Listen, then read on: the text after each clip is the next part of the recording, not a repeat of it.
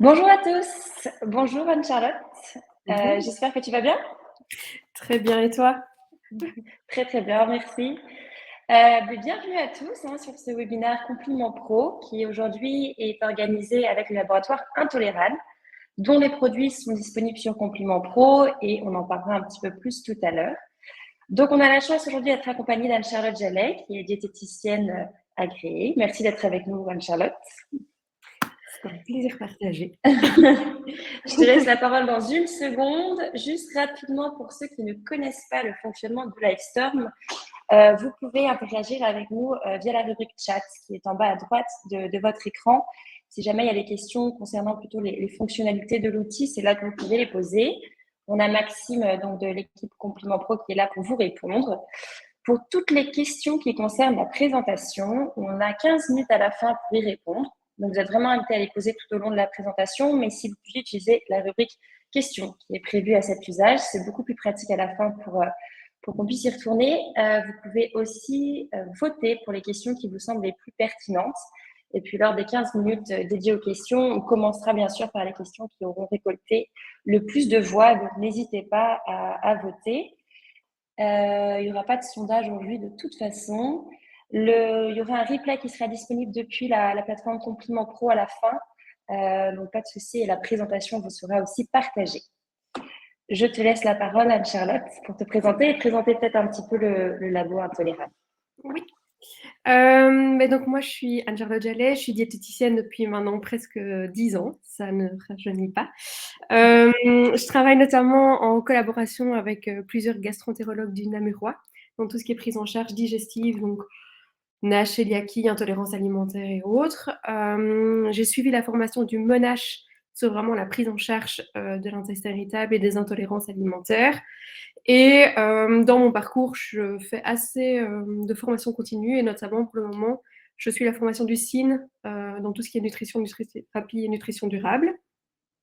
J'utilise dans ma pratique beaucoup avec mes patients intolérants les enzymes digestives et c'est la raison pour laquelle aujourd'hui Intoléran m'a proposé de réaliser avec eux ce webinaire pour vraiment vous parler de la prise en charge et comment ça peut être utile pour vous au quotidien. Donc je vais vous présenter Intoléran juste après, juste vous redonner un peu le sujet du jour.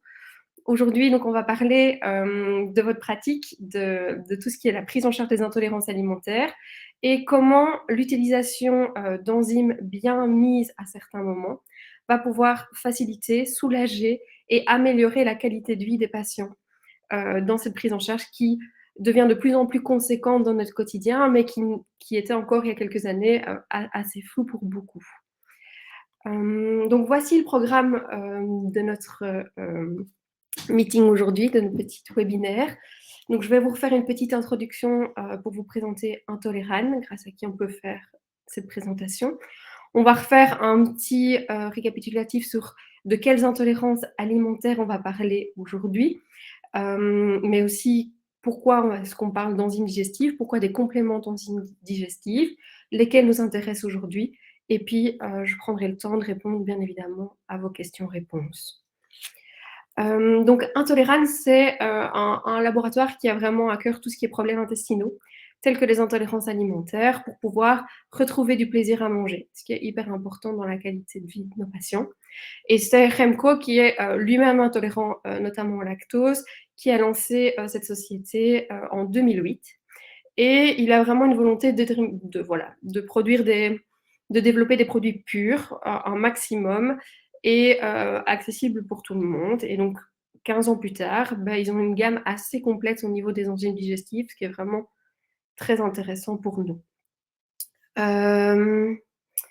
Alors, donc, j'insiste, aujourd'hui, on va vraiment parler et se focaliser sur les intolérances alimentaires et notamment toutes les intolérances alimentaires qui peuvent être liées à un déficit enzymatique. Ça va vraiment être le sujet du jour.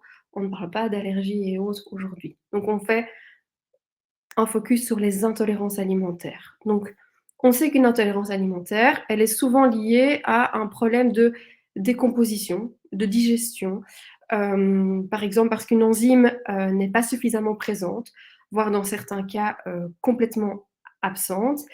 Et comme je l'ai dit, on veut vraiment faire une bonne distinction parce que la prise en charge n'est pas du tout la même entre une intolérance et une allergie alimentaire. Moi, ce que je trouve vraiment passionnant dans la prise en charge d'une intolérance alimentaire, c'est que sur la même journée, vous pouvez avoir 2 patients avec une intolérance au lactose, un qui est quasi alactasique et pour lequel vous allez vraiment devoir aller, décrypter, beaucoup plus en profondeur, certains étiquetages et autres pour qu'ils puissent ne pas avoir de symptômes. Et puis 2 heures après, vous pouvez avoir un patient qui a effectivement une intolérance au lactose, mais qui se retrouve plutôt dans la catégorie qui peut tolérer jusqu'à 100 grammes par jour. On sait que maintenant certaines méta-analyses parlent de 12 grammes par jour. Donc, on va vraiment avoir différents types de profils de patients. Et c'est vraiment ça qui est intéressant, c'est que pour chacun, on va devoir personnaliser les outils qu'on leur donne, la prise en charge qu'on leur donne, et nos conseils, notre manière de leur répondre ne sera jamais la même. Euh, Ces intolérances alimentaires, c'est aussi une prise en charge qui va devenir de plus en plus conséquente dans votre quotidien de consultation. On sait qu'en Europe, il y a plus ou moins 45% de la population qui peut être intolérante à un ou à plusieurs aliments. Ça devient quelque chose qui est très présent. Dans les plus courants dont on va discuter aujourd'hui, j'ai déjà évoqué le lactose. On retrouve de plus en plus le fructane et le galactane. Et dans le cas du fructane, qui est souvent confondu avec la sensibilité au gluten. Et donc, on parle de glucides et de protéines. Donc, vraiment réussir à remettre aussi l'église au milieu du village et expliquer aux patients la différence entre les deux. Et ce qui est aussi très intéressant, c'est que comme tout le monde ne souffre pas de la même manière, les symptômes, vous allez voir, sont assez larges et peuvent être plus ou moins présents en fonction de votre patient. Ils vont pouvoir altérer plus ou moins la qualité de vie. Et donc, on a des chiffres, mais peut-être qu'il y en a plus et que chez certains, c'est quelque chose de tout à fait viable ou qui ont l'impression qu'en fait, c'est normal d'aller 6 fois par jour aux toilettes et que ça a toujours été comme ça. Et donc, ils n'imaginent même pas pouvoir avoir une amélioration dans la qualité de vie et dans leur quotidien.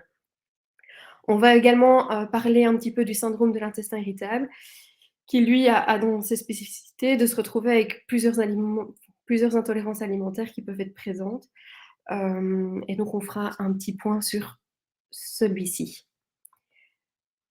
On parle d'intestin irritable, et c'est un sujet qui nous intéresse, les fameux FODMAP. Je vais y revenir plus en détail par la suite.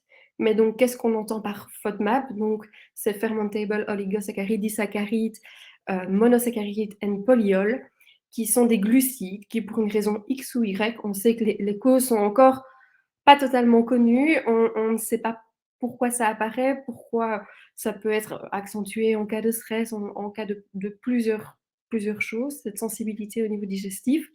Et on va se retrouver avec des glucides qui vont être difficiles à digérer. Qu'est-ce qui se passe quand mes FODMAP ne sont pas suffisamment digérés?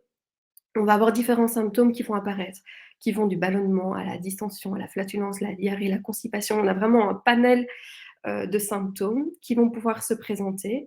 Et on sait que l'une des méthodes pour pouvoir cibler l'intolérance, c'est le régime FODMAP. Donc c'est toutes des choses qu'on va voir par la suite, mais on sait que c'est une méthode qui est validée pour cibler une intolérance alimentaire et pouvoir améliorer la qualité de vie d'un patient, surtout en évitant des restrictions sur du long terme. J'ai encore vu il n'y a pas longtemps en consultation une patiente qui suivait un régime pauvre en FODMAP depuis 2 ans et demi. Voilà, on a vraiment une pauvreté au niveau de la flore intestinale qui s'installe. On a une qualité de vie qui est totalement altérée et donc c'est vraiment ce qu'on veut éviter sur du long terme, c'est des restrictions inutiles chez nos patients. Alors, qu'est-ce qui nous intéresse? Donc, je vous ai dit qu'aujourd'hui, on allait surtout se focaliser sur les intolérances alimentaires dues notamment à un déficit en enzymes digestives. Ces enzymes digestives qui sont des protéines capables de décomposer nos nutriments au niveau de l'alimentation et qui vont être ici utilisées dans les compléments alimentaires pour justement travailler sur nos différents glucides, notamment le lactose, le fructose et d'autres. Et donc, ces enzymes vont pouvoir venir aider à lutter contre des douleurs que le patient peut présenter à différents moments, que ce soit pour une intolérance alimentaire ou un mix d'intolérances alimentaires, notamment dans le cas du syndrome de l'intestin irritable. Alors, comment est-ce qu'on reconnaît une intolérance alimentaire? Donc, toujours avoir un bon diagnostic médical derrière, toujours vérifier qu'il n'y ait pas de red flag. Moi, avant de prendre un patient en charge pour une intolérance alimentaire, je lui demande toujours s'il a vu son médecin et principalement un gastro-entérologue pour être certain de ne pas passer à côté d'une maladie inflammatoire au niveau de l'intestin ou autre. Je trouve que c'est hyper important d'avoir une bonne prise en charge et de pouvoir appliquer par la suite le régime alimentaire qui sera adapté. Qu'est-ce qu'on va retrouver dans ce tableau de symptômes chez ces patients présentant une intolérance alimentaire? On peut retrouver des douleurs abdominales, des sensations de ballonnement, la patiente qui arrive en disant qu'elle a l'impression d'être enceinte de 6 mois et que c'est tous les jours depuis des années.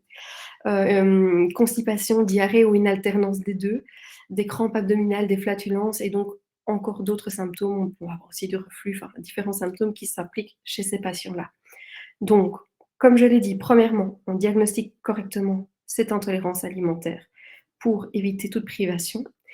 Et une des méthodes qu'on peut utiliser dans ces cas-là, sauf si on a une intolérance avérée, on sait que c'est une intolérance au lactose, si on ne sait pas exactement laquelle notre patient souffre, on peut faire ce qu'on appelle un régime d'élimination et puis de réintroduction.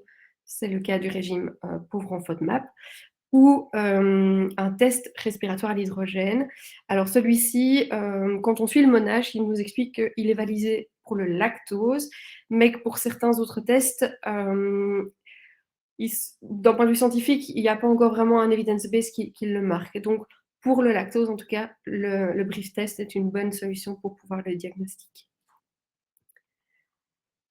On va commencer par celui-ci, parce qu'effectivement, c'est l'intolérance la plus présente, en tout cas la plus commune et la plus connue.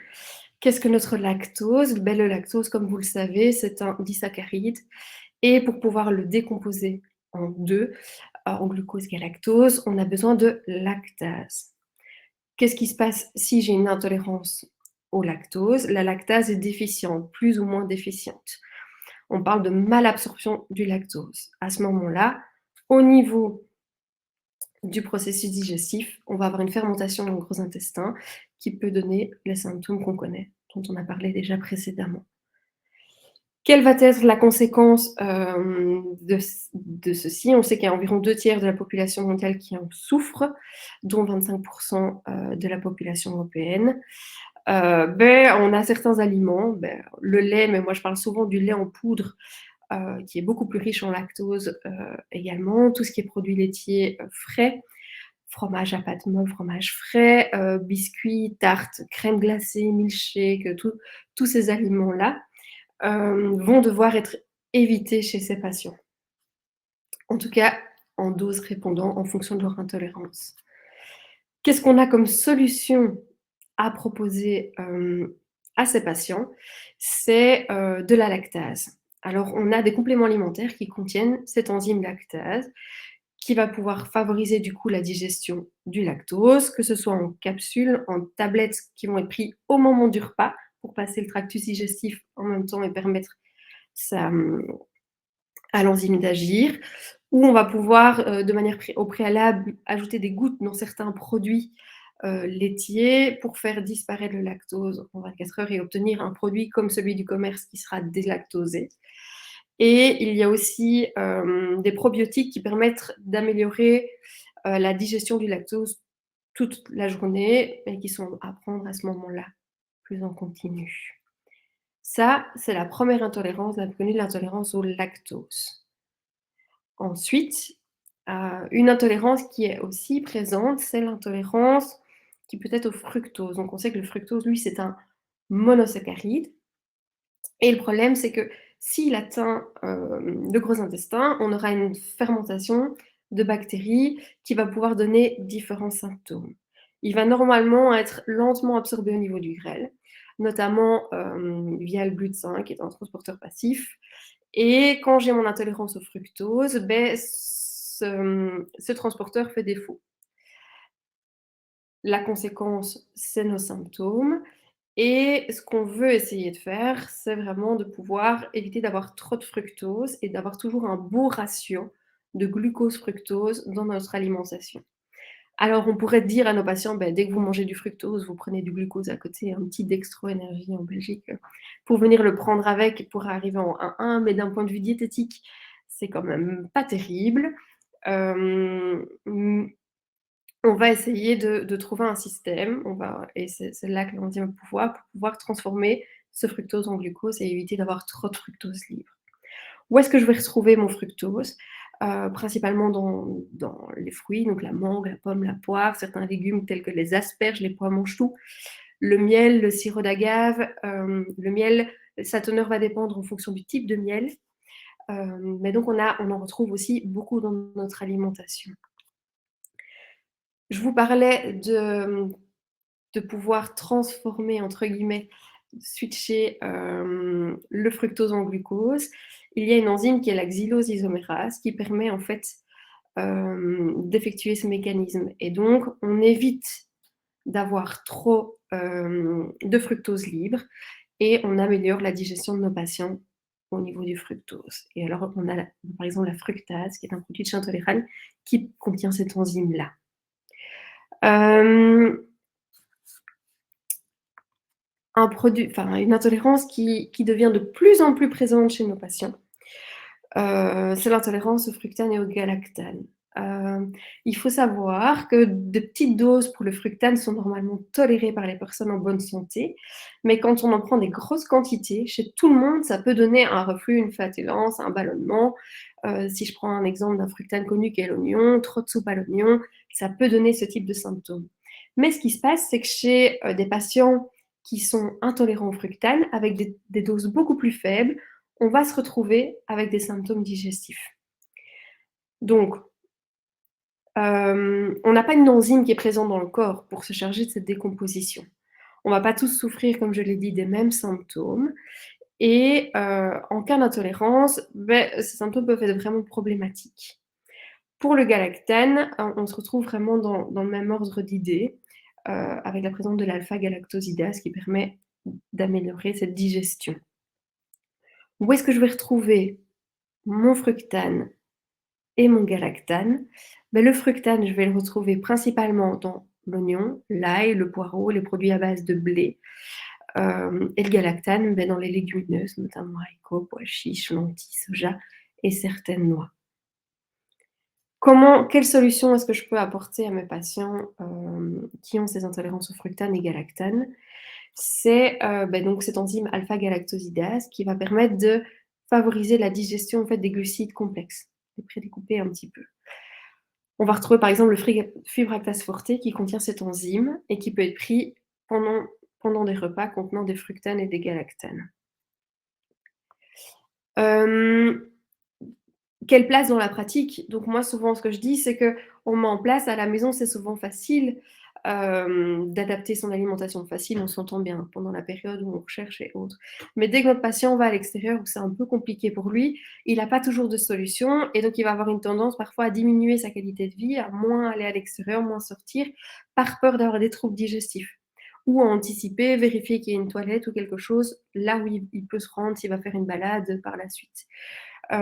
Et du coup, toutes ces enzymes, en fait, elles sont vraiment intéressantes dans ces cas-là, à l'extérieur, pour pouvoir prendre au moment du repas et manger comme tout le monde, sans devoir arriver avec une liste à rallonge qui dit je ne peux pas manger ça, ça, ça, ça, ça, ça, ça, ça. Si je reviens sur mon syndrome du côlon irritable, donc on a dit c'est un trouble au niveau du tube digestif, syndrome du côlon irritable, intestin irritable, colopathie fonctionnelle, on a tous des noms qui sont un peu dits par rapport à ce syndrome. Et la particularité de celui-ci, c'est que d'un point de vue clinique, le gastroentérologue ne va rien voir en faisant son examen, et c'est une symptomatologie qui va permettre d'émettre le diagnostic. Donc pour rappel, c'est une modification au niveau des selles, des symptômes digestifs qui arrivent depuis plus de 6 mois, au minimum 3 fois par semaine, selon les critères du ROM4. Et donc cette symptomatologie chez le patient va avoir comme conséquence qu'il a trop ou trop peu de mouvements intestinaux et que la digestion va être perturbée. Dans les méthodes, il y a plusieurs méthodes qui sont validées d'un point de vue scientifique pour pouvoir aider à améliorer justement et diminuer la symptomatologie au niveau du SII. Et une des méthodes validées, c'est la prise en charge des FODMAP. Que pour une raison X ou Y, quand on retire les aliments où le patient présente une intolérance, ça va permettre de diminuer drastiquement les symptômes et on va réintroduire tous les autres pour lesquels il ne réagit pas. Et l'autre intérêt là derrière, c'est qu'on va pouvoir tester cette intolérance et elle va varier aussi à certains moments de la vie du patient. Donc, en période plus stressante, votre patient va peut-être vous dire qu'il réagit à certains FODMAP auxquels il ne réagit pas quand il est en vacances. Et donc, ça va vraiment être un protocole où on va s'adapter au patient, s'adapter aux différents moments de sa vie, lui demander de retester aussi à différents moments de sa vie. Donc, on n'est pas potentiellement intolérant au fructane toute son existence. On va demander au patient tous les 6 mois de retester, de voir un petit peu si cette intolérance évolue, oui ou non. Et on va donc effectuer ce régime pauvre en FODMAP au départ pour cibler et puis élargir un maximum pour la suite. Comment est-ce qu'une enzyme peut venir en soutien? Ben voilà, on parlait d'une sortie dehors, le patient va à un repas. Ben, il existe aussi une enzyme qui contient en fait les différentes enzymes dont je viens de parler précédemment. Donc, on va avoir la lactase, la xylosisomérase pour le fructose, la phagalactosidase pour tout ce qui est fructane, galactane, et l'invertase dont on va parler juste après. Et donc, ce quatraz forte va vraiment permettre de favoriser la digestion lactose, fructose, fructane, galactane et saccharose. Il va de nouveau être pris pendant le repas et il va permettre de lutter quand j'ai des multiples intolérances ou un cas de syndrome de l'intestin irritable.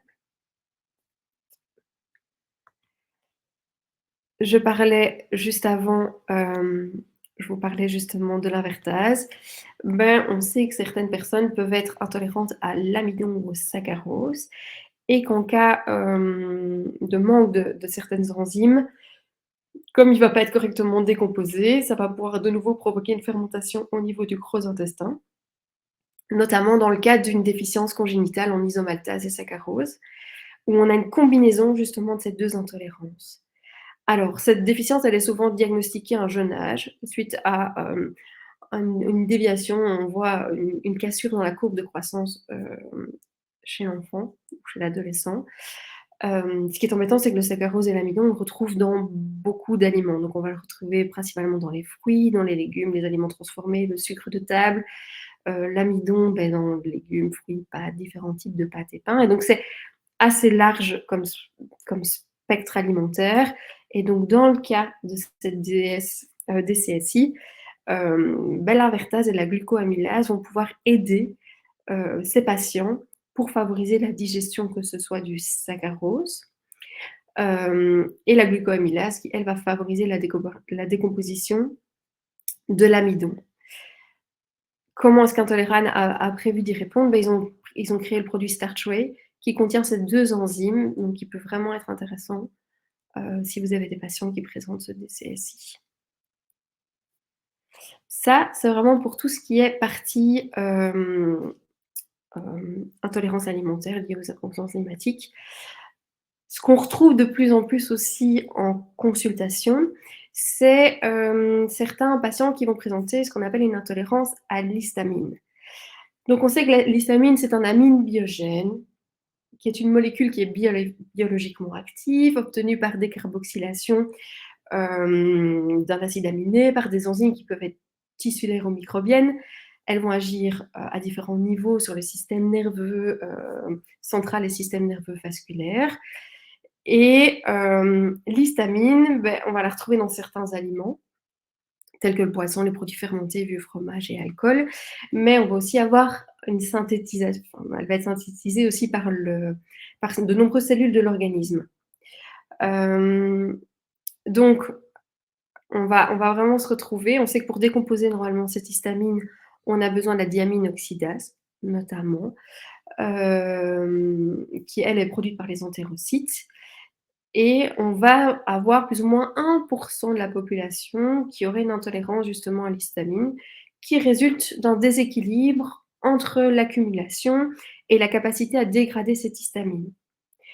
Donc, si j'ai une intolérance à l'histamine, je vais avoir des manifestations qui vont être bien en deçà des doses qui sont logiquement sans effet.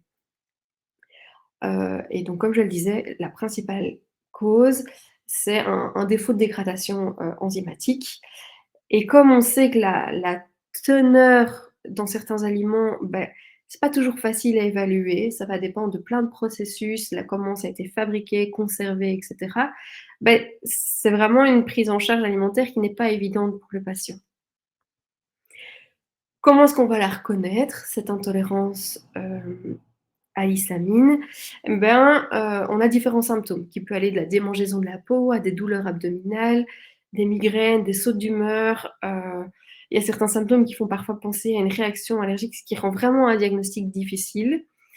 Et quand il y a un doute, il y a différentes méthodes, mais il y a aussi la possibilité de suivre un régime pauvre en histamine pour voir si les symptômes diminuent, oui ou non, chez notre patient. Mais comme je l'ai dit, ce régime est difficile à suivre parce qu'entre les aliments qui contiennent de l'histamine, les aliments qui sont libérateurs et qui vont engendrer une plus grande libération histaminolibérateur, ben, on se retrouve vraiment avec un cadre alimentaire assez bas. Qu'est-ce que Intolera nous a mis comme solution ici? Donc, ils sont ce qu'on appelle le DAO+, qui est donc cette enzyme DAO qui va permettre de favoriser la décomposition d'histamine et éviter d'avoir une élévation du taux au niveau sanguin.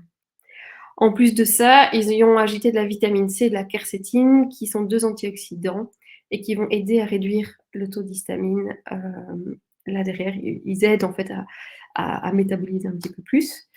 Et donc, on peut retrouver ces différentes intolérances dans le produit DAO+.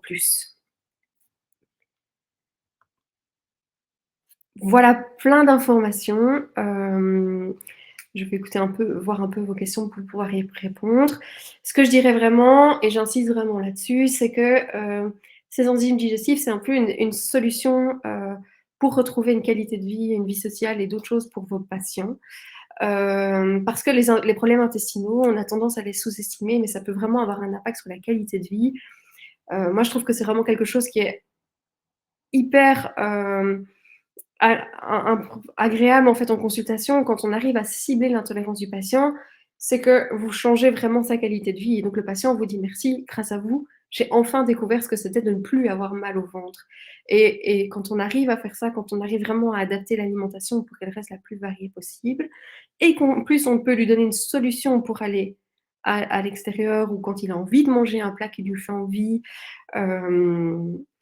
qu'on a vraiment cette adaptation du régime et la prise d'enzymes digestives, ben, on arrive à donner une solution assez complète aux patients. Ici, je vous ai remis également sur la slide l'adresse mail où vous pouvez envoyer toutes vos questions pour Intoleran, que ce soit sur le produit, comment il fonctionne, certaines caractéristiques, est-ce qu'il convient à tout le monde ou autre. Et on prendra bien le temps, bien évidemment, de vous répondre par la suite. Voilà. Merci Anne-Charlotte pour la présentation. Je te laisse regarder un petit peu les questions et puis pendant ce temps-là, moi je vais présenter rapidement Compliment Pro. Donc les compléments alimentaires qu'on vient de voir du labo Intoleran sont tous disponibles sur la plateforme Compliment Pro. Et pour ceux qui ne connaissent pas, je vais en parler un petit peu. C'est une plateforme en fait sur laquelle vous allez pouvoir recommander des compléments alimentaires de tous vos laboratoires préférés sur un seul et même espace. L'objectif, c'est du coup vraiment de simplifier le fait de faire des recommandations alimentaires à vos clients. Et ensuite, pour le client, lui, c'est plus simple parce qu'il reçoit un lien unique. Il n'a pas besoin d'aller d'un site à l'autre pour faire sa commande. Il paye aussi qu'une fois les frais de livraison et ça, c'est pas négligeable. Donc voilà, pour expliquer un petit peu mieux, ça sera plus simple. Je vais vous présenter rapidement comment ça fonctionne. Hop. Du coup, ici, vous arrivez sur votre espace. Donc, c'est vraiment dédié aux professionnels de la santé. Le client n'a pas accès à Compliment Pro. Vous avez différentes fonctionnalités. Après, la principale, c'est réellement de faire des recommandations. Donc, c'est ce qu'on va faire ici. Vous cliquez sur Créer une recommandation. La première chose à faire, c'est bien sûr de sélectionner le client. ou alors de créer un client si vous n'aviez pas créé vos clients en amont, et vous allez pouvoir ajouter les produits un à un. Hop. Pour naviguer sur le catalogue, vous avez différents filtres pour simplifier la recherche, parce qu'on a plus de 300 références aujourd'hui disponibles sur Compliment Pro, parce qu'il y a une vingtaine de laboratoires de disponibles. Du coup, par exemple, aujourd'hui, on a parlé d'Intolérane. Hop, vous pouvez aller sur le filtre Intolérane et voir les différents produits qui sont disponibles. Vous avez accès à des fiches produits qui sont détaillées, qui vous donnent les bienfaits, les points forts du produit, les compositions, les conseils d'utilisation. Donc, vous avez vraiment toutes ces informations à chaque fois sur chacune des pages produits. Vous allez pouvoir ajouter les produits un à un à la recommandation du patient. Une fois que ça c'est terminé, vous allez pouvoir donner les petits conseils d'utilisation aux clients pour la prise.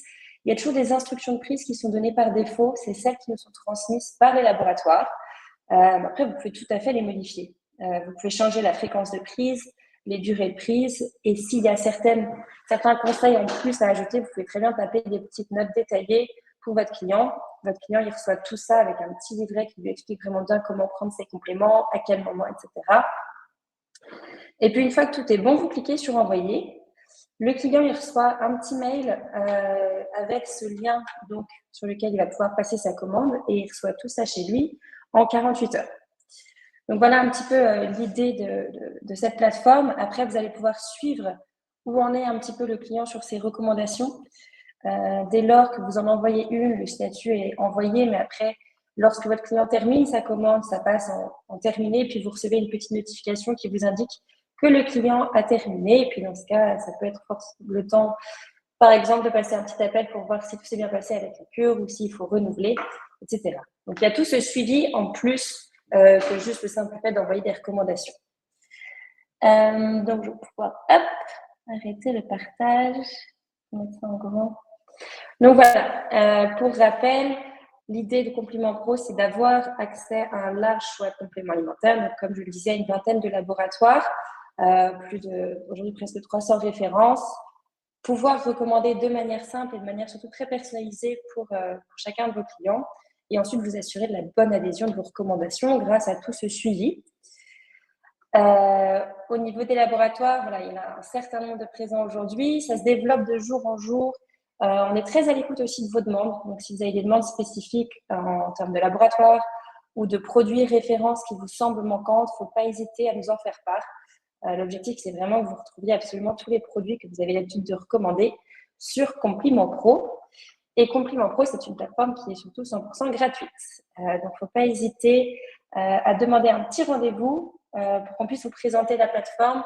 Je pense que Maxime va vous partager dans le chat le lien d'inscription si vous le souhaitez pour ceux qui ne sont pas encore inscrits sur Compliment Pro. Et puis, on prendra contact avec vous pour vous présenter un petit peu tout ça de plus près.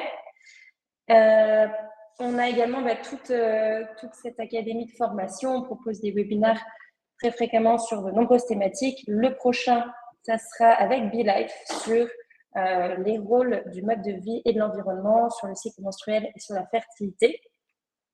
Depuis la plateforme, vous avez également accès, bien sûr, à tous les replays, parce que j'ai vu passer des questions par rapport à ça au niveau du chat. Donc, vous avez bien sûr accès aux replays, vous avez accès aussi aux présentations. Donc, si jamais vous voulez retourner sur les slides de présentation, vous avez accès à tout ça depuis Compliment Pro. On va pouvoir passer aux questions-réponses. Si tu veux bien revenir, Anne-Charlotte. Ouais. Ok. Alors, comme je l'avais dit, on va essayer de commencer par les questions qui ont récolté un maximum de votes. Donc, n'hésitez pas toujours à sélectionner les questions qui vous semblent les plus pertinentes. Alors, pendant combien de temps est-ce qu'on doit éliminer l'aliment avant de le réintégrer dans un test d'éviction? Alors, au niveau du protocole du MONAGE, cette éviction, donc elle se fait en plusieurs phases. La phase d'élimination, elle est de environ 3, 4 jusqu'à 6 semaines. Je dirais que ça dépend vraiment de la compliance de votre patient. Donc, ce qui précise aussi, c'est qu'en fonction du type de patient, parfois on va éliminer uniquement les aliments clés. Donc, c'est par exemple le cas d'enfants, on ne va pas tout retirer, ceux qui contiennent un petit peu certains FODMAP. On va vraiment s'adapter aux patients en face de nous. Moi, une chose aussi que je n'ai pas précisée et qui est très importante, c'est que si vous avez un patient qui a un risque de TCA, ou qui a déjà eu un antécédent de TCA auparavant, la prise en charge doit être beaucoup plus light et beaucoup moins stricte pour éviter justement de venir remettre un TCA chez ce patient. Donc, ça va varier. Il faut en tout cas une disparition complète des symptômes. Chez certains, c'est très, très rapide et après une semaine, ils vous disent qu'ils ne ressentent plus rien. C'est souvent plus le cas chez les patients qui ont ce qu'on appelle un intestin irritable de type D, de type plutôt diarrhée. Chez certains, ça va prendre 2-3 semaines pour pouvoir vraiment voir une diminution de ces symptômes. Ensuite, il y a la phase de réintroduction où là, en fait, on va rester dans une alimentation qui est pauvre en ces différents glucides fermentescibles et on va venir tester les différents aliments un à un pour pouvoir cibler lequel pose problème. Ça répond, je pense, aussi à une question qui disait mais comment est-ce qu'on sait si on a ciblé la bonne intolérance? Ben, en fait, il n'y a pas de tableau clinique, donc on ne va pas pouvoir voir une amélioration au niveau du tractus digestif de votre patient. Il n'y aura pas une moins d'inflammation ou autre. Ça va vraiment être ses symptômes et comment lui se sent. Donc c'est vraiment là où on va pouvoir jouer.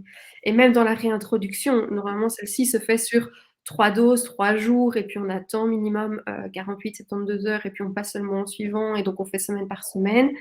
Si votre patient est très peu compliant, on peut réduire cette réintroduction pour essayer un maximum qui ne commence pas à reprendre à gauche, à droite certains aliments et qui va fausser ses résultats.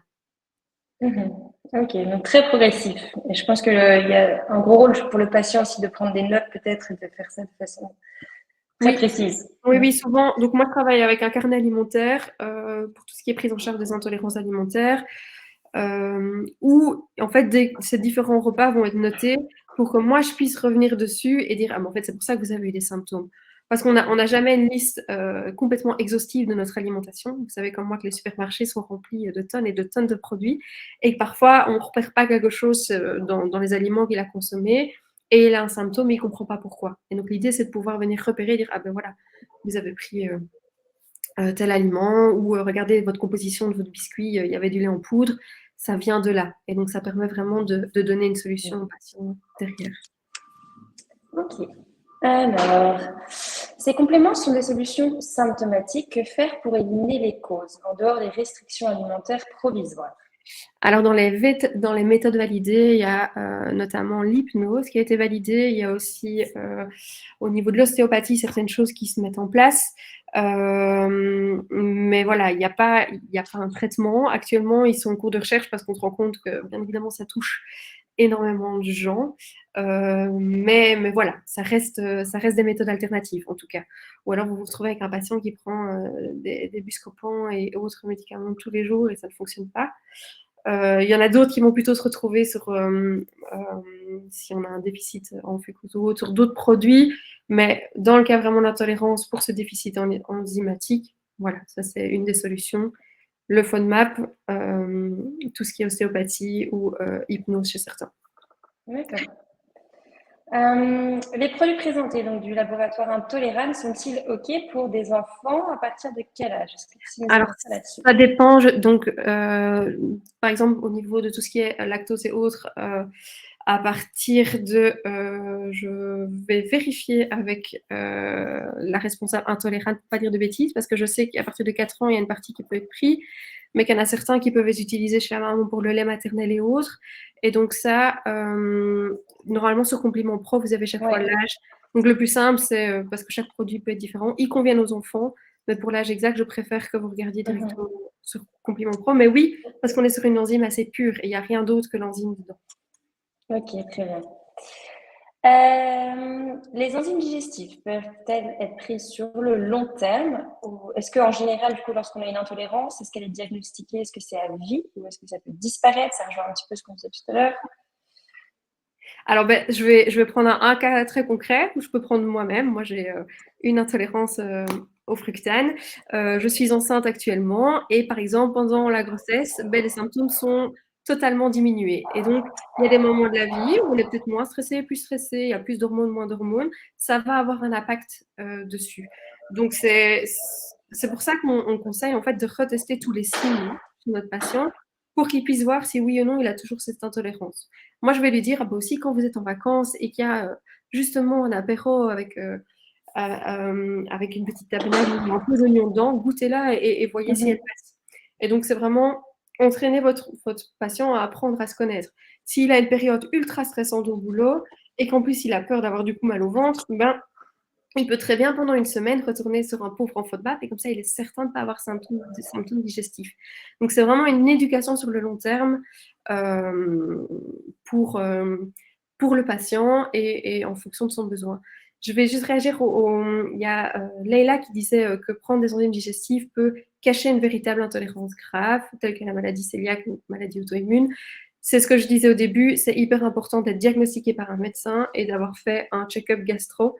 Moi, je ne les prends pas en charge s'il n'y a rien qui a été fait. Donc, je veux vraiment qu'il y ait eu un contrôle, qu'on vérifie qu'il n'y ait pas une maladie inflammatoire au niveau de l'intestin derrière. Ok. Est-ce que ces compléments alimentaires, donc les compléments enzymatiques, empêchent du coup l'éviction? Parce que du coup, on peut se permettre de tout manger. Alors, c'est toujours une question de quantité. Donc, il faut pas oublier qu'avant d'arriver sur toutes ces enzymes digestives, il y a le trop gras, trop sucré, trop épicé, qui donne ce qu'on peut appeler des colites, qui n'ont rien à voir vraiment avec l'intestin irritable, qui sont souvent liés à l'alimentation que le patient peut manger. Ça, c'est une première chose. Et puis, on a toutes ces intolérances. Alors, oui, vous pouvez en prendre plus de comprimés d'enzymes, mais je pense qu'il faut quand même éduquer un minimum votre patient. S'il a un repas fromage, ben, qu'il se fasse plaisir et qu'il utilise de la lactase en suffisance. Il y a plusieurs doses qui existent et donc ça permet de vraiment couvrir ce repas et en profiter. Maintenant, c'est toujours sur le temps de la digestion. On est toujours sur un instant T. Donc, faut pas. Voilà, c'est aussi une question de budget pour votre patient. S'il doit prendre de l'aquatraz tous les jours à vie, c'est un certain budget. Donc, ça dépend du patient. Si lui, il s'en fiche et il veut son confort et prendre son complément tous les jours, ou s'il le prend à un certain moment. C'est une discussion à avoir avec lui. Mais ça permet de remanger plus d'aliments, ça c'est certain, au moment où je le prends. Ok, très clair. Alors, DAO+ peut-il être utilisé en cas d'allergie pollen, par exemple? Alors, on parle de tout ce qui est DAO pour l'histamine. Je ne suis pas allergologue, donc d'un point de vue du pollen, je ne connais pas le mécanisme exact qui en découle, mais ici, on parle vraiment d'histamine, d'intolérance à l'histamine due à une mauvaise décarboxylation de celle-ci. On en a trop, le ton sanguin augmente et ça donne une réaction. Mais aucune idée par rapport au pollen. Ça, Ok. en tout cas, ce n'est pas dans les indications. Alors, est-ce qu'une intolérance alimentaire est innée, donc héréditaire ou non? Et quels seraient dans ce cas les facteurs de risque environnementaux? Alors, si je prends un exemple, c'est l'intolérance au lactose. Quand on a tous une énorme capacité de lactase, à part certains qui ont déjà, dès l'enfance, une déficience en lactase et qui, du coup, ça se repère au niveau de l'allaitement, du lait maternel et autres, et on prend des substituts à ce moment-là. Mais la personne âgée, plus on va vieillir, entre guillemets, moins on va avoir de lactase, et on sait que les personnes âgées, de manière générale, sont plus intolérantes au lactose que la population adulte. Et donc, c'est aussi quelque chose qu'on retrouve dans les maisons de repos et autres, c'est qu'on leur met plein de produits laitiers, plein de lait en poudre, plein de produits transformés ou autres, et on va se retrouver avec plus de débâcles ou des problèmes digestifs. Mais parce que, voilà, en vieillissant, on a moins de lactase. Maintenant, vous dire si c'est inné ou pas, en fait, on ne connaît toujours pas les causes de ces intolérances. Donc, on sait qu'elles sont présentes, on se doute qu'il y a des causes un peu environnementales et autres, mais on n'a aucune preuve scientifique. Ok, très bien. Enfin, Au niveau symptomatologique, du coup, quels sont les symptômes de l'intolérance à l'amidon et au saccharose? Et du coup, comment la différencier des autres intolérances? Est-ce qu'il y a des choses spécifiques? ouais. La seule chose qui se marque au niveau de ces intolérances, quand elles sont combinées dans le cas du DCSI, c'est que ça se marque vraiment au niveau de la courbe de croissance chez l'enfant, et donc ça se diagnostique à ce moment-là. Maintenant, on se retrouve de nouveau dans des tableaux et du coup, quand on retire les FODMAP, normalement un sucre blanc, si je prends le sucre de table, il passe dans une intolérance au fructose, il passera pas dans mon intolérance au saccharose. Et donc, c'est des petits trucs, mais c'est un tableau clinique qui est un peu plus complexe. Moi, j'en ai très peu. Enfin, j'ai jamais eu de patient des CSI.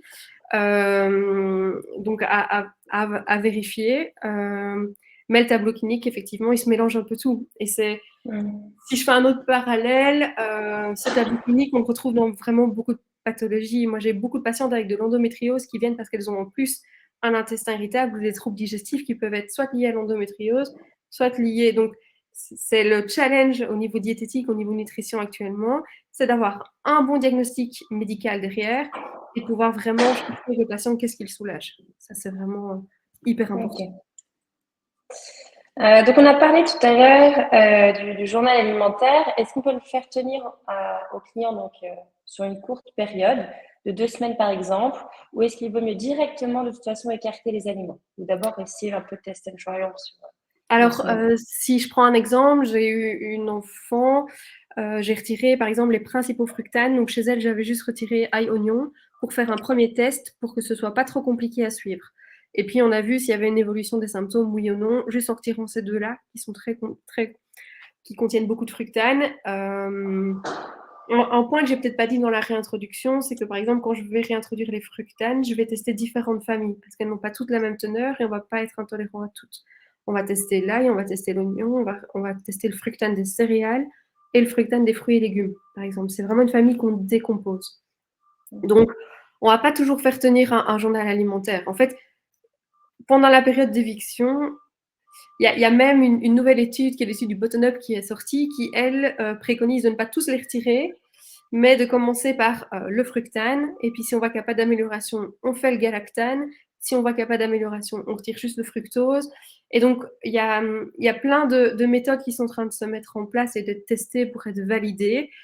Ça va de nouveau dépendre de la compliance de votre patient. Le patient qui n'a pas du tout envie de faire d'efforts, si vous lui demandez de tenir un carnet alimentaire, il ne va pas le faire. À ce moment-là, vous retirez les principaux et vous lui dites, tenez-moi au courant dans une semaine, comment vous sentez-vous? Ok. Euh, je réfléchissais à ce que tu étais en train de dire. Je me demandais s'il y avait des références justement sur lesquels aliments contiennent le plus à chaque fois des choses qui sont justement pour le coup là, certifiées, je sais pas. Sur le site du Monash, en fait, c'est eux qui dosent la majorité des aliments. Et donc, ils refont aussi des dosages tous les X pour voir s'il y a une évolution. Donc, par exemple, si je prends l'exemple des tomates cerises, elles étaient à volonté, et puis ils ont refait des dosages et ils se sont rendus compte que quand je prenais plus qu'une grosse poignée, ben, je pouvais quand même avoir un peu trop de fructose. Et en fait, au niveau du choix des aliments pour la réintroduction, on va toujours choisir ceux qui en contiennent le plus. On va choisir un miel, on va aller choisir des pâtes blanches. Enfin voilà, on va vraiment aller chercher des aliments clés qui peuvent être riches en ce FODMAP pour pouvoir tester chez le patient. Mais donc, il y a le Monash, il y a une alternative française, il y a, où on peut aussi retrouver, où il a fait plein de dosages. J'ai un trou de mémoire, je vous le redis dans 2 secondes, qui est oh, punaise, Emmanuel, c'est boum boum boum. Ma liste. Où est-ce qu'il est? Il y a une application qui est gratuite aussi où il remet à jour toute la liste. FODMAPédia, pardon. Ok. Voilà. Et du coup, on a les listes et les dosages, etc. Voilà. En fait, Okay. un aliment, donc il y a des aliments qui sont très riches en FODMAP et qui vont d'office être rouges. C'est un peu un système tricolore. Ils sont rouges, ils ne vont pas être consommés. Voilà. Et puis, vous avez des aliments qui sont entre les deux. Donc, si je prends le cas de la courgette, on peut manger un tiers de courgette, on ne va pas avoir de symptômes. Et si je mange ma courgette entière, ben là, je vais commencer à avoir des symptômes au niveau de mon fructane. Et donc, souvent, ce que je fais, moi, c'est une enquête alimentaire avec le patient. Et puis, je vois ce qu'il a l'habitude de consommer et je le switch par des aliments qui sont bons au FODMAP. Comme ça, c'est le plus facile pour lui. Pour vraiment lui donner clé en main. Parce que si vous lui donnez les listes en disant, tiens, débrouille-toi, le patient va vraiment être perturbé derrière, quoi. Ouais, c'est compliqué. Ok. Est-ce que tu peux rappeler l'enzyme Inverta, c'est pour digérer quel aliment? C'est pour l'amidon. Je ne dis pas de bêtises. C'est une des deux. C'est nouveau, c'est Invertase ou l'eau, c'est pour l'amidon. Ok.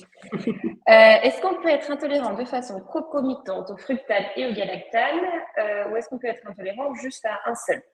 On peut être intolérant juste à un seul. Et on peut même, dans la catégorie des fructanes, par exemple, réagir à l'ail, mais ne pas réagir à l'oignon. Parce que la teneur n'est pas exactement la même. C'est ça qui est hyper riche dans cette prise en charge. Pour la sensibilité au gluten, est-ce qu'il y a une solution? Pas l'intolérance ou la maladie cœliaque, aucune solution, je pense, à part le régime strict. Donc, c'est sensibilité la question. Oui, oui. Donc on ne parle pas de la maladie auto-immune, maladie Ouais. cœliaque. Au niveau de la sensibilité au gluten, de nouveau, on va devoir tester un peu la tolérance du patient, voir ce qui Mhm. se passe. Ça va être, déjà, on ne va pas être aussi drastique parce que je rappelle que la molécule du gluten pose un problème chez le patient cœliaque. Donc la cuillère qui va dans la sauce, dans les pâtes et puis qui retombe dans la sauce, j'ai mis du gluten dans ma sauce, vraiment moléculaire. Au cas dans la sensibilité au gluten, on va devoir faire ces doses dépendantes de nouveau. Et donc, parfois, en prenant du petit épeautre qui est beaucoup moins riche en gluten ou en faisant des fermentations au levain ou autre, je vais en avoir un peu moins et ça va passer chez le patient. Chez certains, ça passera pas.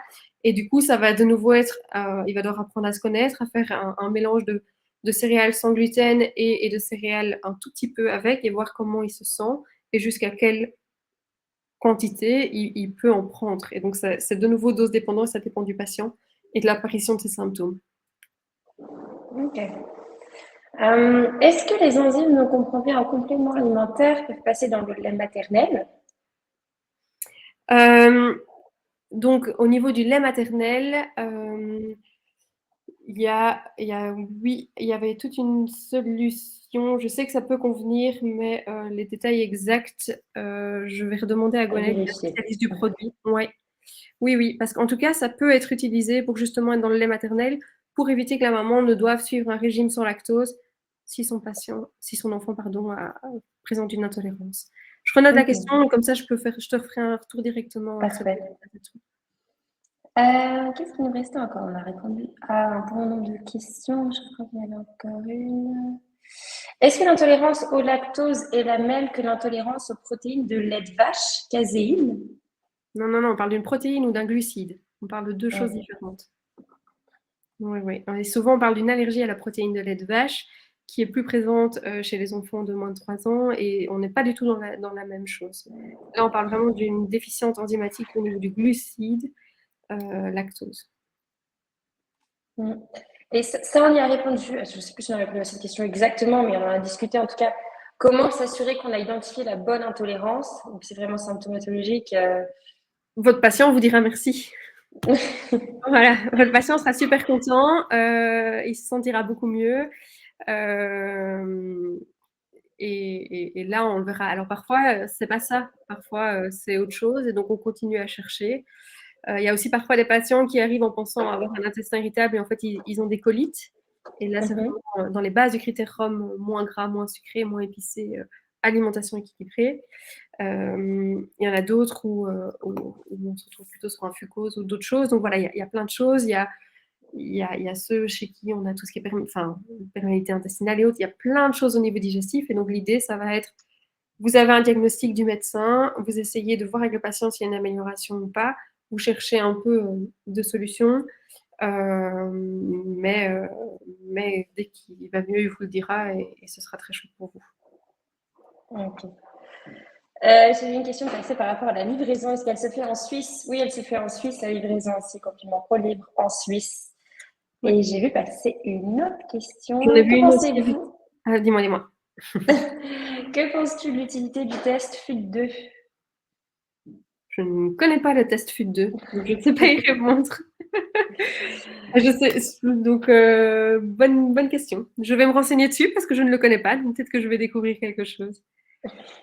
Tu avais vu passer une autre question peut-être? Oui, j'avais vu sur ça la supplémentation au niveau des probiotiques. Est-ce qu'elle Ah peut oui. y être associée?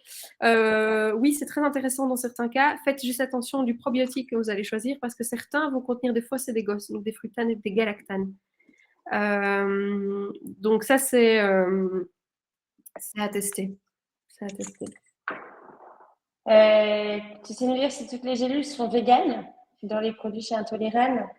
Végétarienne, oui. Mm. Végane, je sais qu'il y en a une qui ne l'est pas. Mm. Ça sera indiqué aussi sur Complément Pro. Oui. Dès que vous arrivez sur les fiches produits, vous avez des petits pictogrammes qui vous permettent de facilement identifier en fait ce type d'infos.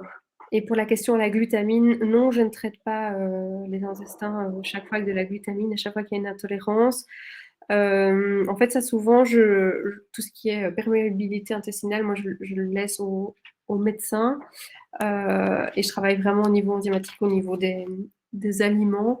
Mais si ça n'a pas été mis en exergue en avant, je ne veux pas, parce que dans certains cas, la glutamine va exacerber les symptômes, dans d'autres cas, les diminuer. Donc voilà, ça c'est un test génétique sanguine. Ben voilà, je ne le connais pas, donc je ne sais pas répondre à la question. Mais du coup, si c'est sanguin, c'est souvent plutôt au niveau du médecin qui va les réaliser. Est-ce que tu sais où est-ce qu'on peut trouver les tableaux cliniques qui facilitent le diagnostic, peut-être sur le site Monash à nouveau? Alors, sur le site du Monash, sur le site c'est les critères du Rhum. Je peux les remettre si tu veux, comme ça tu les auras. Oui, tu peux les mettre dans le chat éventuellement. Oui, je vais les remettre tout de suite. Alors, je vais juste tout répondre. Il y a quand même beaucoup de questions sur, on y a répondu au départ, hein, mais sur combien de temps est-ce qu'on peut les prendre, est-ce que ça peut être pris sur du long terme. Il y a quand même pas mal de personnes qui se posent ces questions-là. On dit parfois que, voilà, il y a en tout cas pas de, il y a un nombre maximum de gélules par jour. On arrive à des 7, 8, 9, 10 gélules par jour, en toute logique. On va jamais prendre ça, on n'en a pas besoin parce qu'on couvre vraiment son repas. Mais non, tant que, faut pas en prendre, je pense, tout le temps, mais il y a en tout cas pas de souci là derrière. On est vraiment sur une enzyme qui dure que le temps. Elle passe au niveau du système digestif et elle est évacuée par la suite. Donc, donc c'est même pas obligé d'être pris au quotidien, en fait, c'est pris au besoin si on sait qu'il va y avoir un repas ou. Au moment du repas, oui, 30 minutes au moment du repas. Et j'ai vu qu'en plus chez Intolérant, il y avait des petits packaging qui fait que ça peut être transporté partout avec le client, toujours dans son sac. Exact, moi j'en ai toujours dans mon sac. Donc ça permet d'être, voilà, je veux manger quelque part, c'est imprévu, c'est un petit comprimé, ils sont tous, on sait tous les ouvrir, à part les petits de lactase, mais voilà, ça permet d'avoir le tout. Je vous remets ça, hop. Je crois qu'on a répondu sinon à toutes les questions. Je regarde rapidement à nouveau.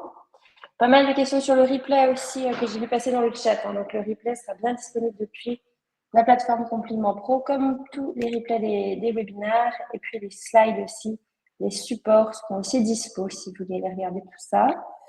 Je vais te mettre le flowchart, mais je voulais te mettre aussi les critères du Rhum. Hop, Nice Guide, voilà. Je vais vous remettre les Nice Guide qui sont vraiment les... C'est un petit fichier, du coup ça fait... Est-ce que je peux savoir le mettre qui fait 20 pages, les Nice Guide? Hop. Non, je te l'enverrai. Tu peux me l'envoyer comme ça, si je reçois des demandes, je pourrais le retransmettre. Je remets moi ici, Nice Guideline. C'est vraiment le BABA, vous allez tout retrouver dedans. Monash. Voilà. Écoute, je pense qu'on a fait le tour des questions, en tout cas pour l'instant. Je ne sais pas si tu voulais finir par quelques mots. Ou... Voilà, si vous avez des questions, vraiment, je suis ouverte parce que j'ai donné beaucoup d'infos. Et c'est un sujet, effectivement, qui est assez passionnant. Donc, parfois, on parle d'un truc, puis dans l'autre. Donc, j'espère que ça a été clair pour vous, que vous avez quand même su bien suivre un petit peu. Et donc, voilà, s'il y a un besoin, une question, remontez-les nous. Je vous prendrai un plaisir d'y répondre. Et j'espère que vous avez passé un bon moment. Et si vous avez plus de questions sur les produits intolérables, n'hésitez pas à les envoyer aussi pour qu'on puisse les transmettre aussi, comme tu disais, directement au laboratoire pour des questions plus spécifiques. Merci à tous d'avoir été avec nous encore à midi. Pour rappel, le replay sera bien disponible. Merci Anne-Charlotte pour la présentation qui était très claire, très concis, sur 1 heure. Oui, ça fait. Donc voilà. Très bel après-midi à tous et puis à très bientôt pour une prochaine formation. Bonne journée. Au revoir.